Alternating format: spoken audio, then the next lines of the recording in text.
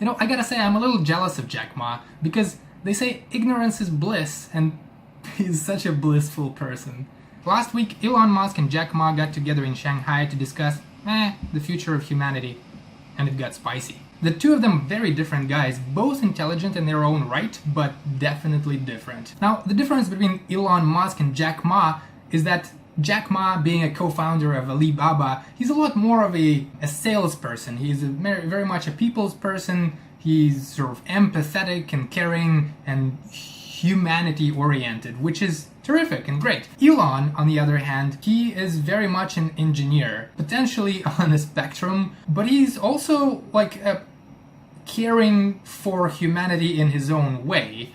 And watching this clash take place between the two of them, these two different worlds, as it were, was really quite fascinating. And I'm not sure who the people in the crowd were, but the two speakers received a pretty cold reception. They kept trying to crack jokes throughout the whole session, and none of them were really landing, which was bizarre because, first of all, Elon Musk, he is such an eccentric and awkward human being. He's just funny by being there. So the fact that nobody found it entertaining is perplexing to me. The crux of the discussion centered on the subject of artificial intelligence and how it will impact the future of humanity, and it seems that Jack Ma appeared to be underprepared to have that conversation. His nonchalant attitude to the potential problem of what could happen if general artificial intelligence becomes so advanced that we are mere ants in its presence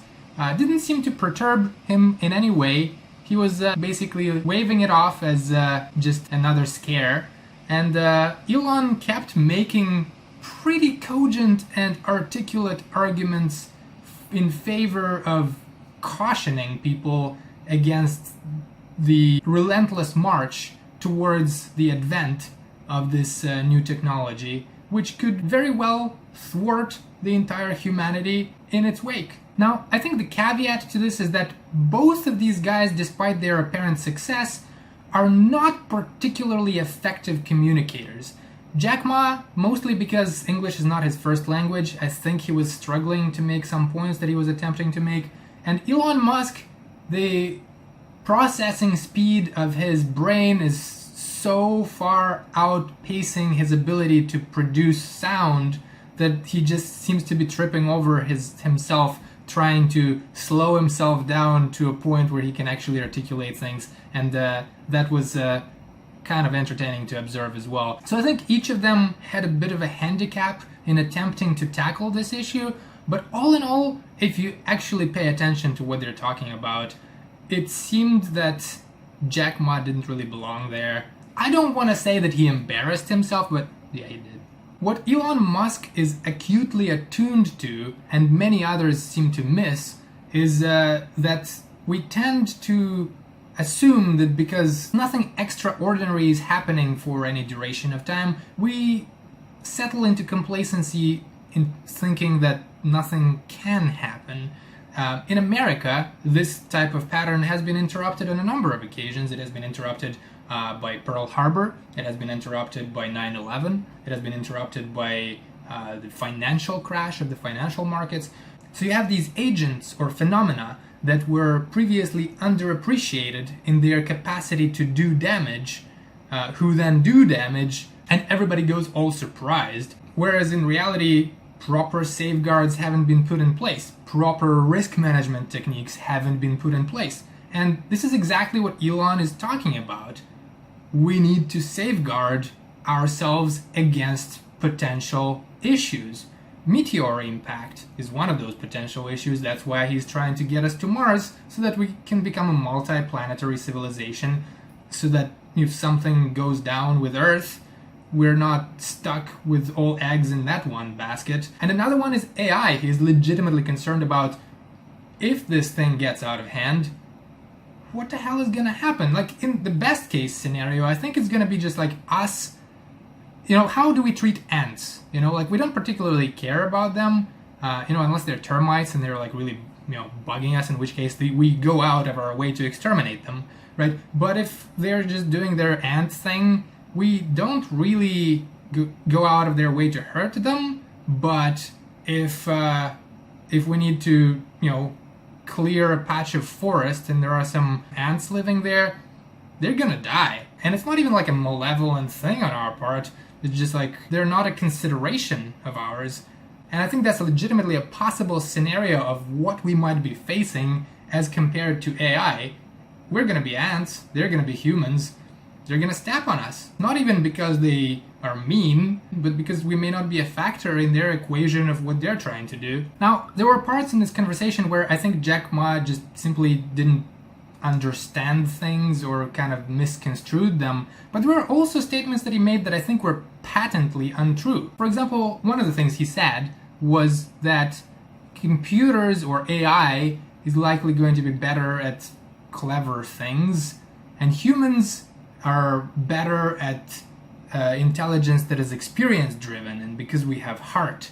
And while it's a romantic notion, and I think it's a great movie script for the next Terminator, which is probably likely what is going to be, the Terminator 6, that is not how things play out in the case of potential confrontation with a stronger and more intelligent opponent. First of all, to say that we have more experience would be incorrect, because whatever experience we may have, even encoded in our DNA, I think by virtue of computational superiority, all of those possibilities can and will be predicted and played out by sufficiently advanced artificial intelligence. So to say that our experience gives us an edge is patently incorrect. Now, heart, of course, is a beautiful thing, and I'm something of a romantic too. I want to think that we are special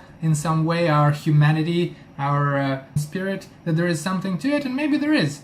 Let's hope it's true. But it is only the case if we're not completely and utterly outmatched by something that is so far superior to our ability to do anything about. You may have 300 Spartans and you defeat 10,000 soldiers because you have heart and stamina and perseverance, but you're not going to defeat 50 million of them, and that's ultimately the issue.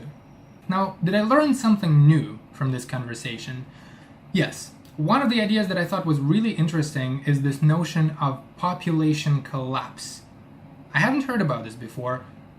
The idea being that the more advanced a civilization, the more economically secure the people are, the less likely they are to have more kids. Now, whether that is truly a horrible thing or not, I haven't thought that through. But that's an interesting notion because it goes against this idea of like, oh, we're going to get overpopulated, we're going to consume all of the resources, and we're going to start killing each other. So at least that's not going to happen. The AI will get us instead. Now, some people went as far as to say that this was a complete waste of time for Elon. Now, if you follow the news, you know that he got a really nice tax break from China. So they've essentially rescinded all the tariffs that they've imposed on the rest of US goods, and they made a special deal with Tesla. So if you're gonna get an extra $1 billion for spending an hour talking to a toddler, it's not that bad. Another point that I think has gone completely over Jack's head is this whole idea of Neuralink and how our bandwidth is severely limited. We're like, think about what I'm doing right now. I'm just shaking air at you. Just that's how I transmit information. Like, how stupid is that? Like, this is 2019.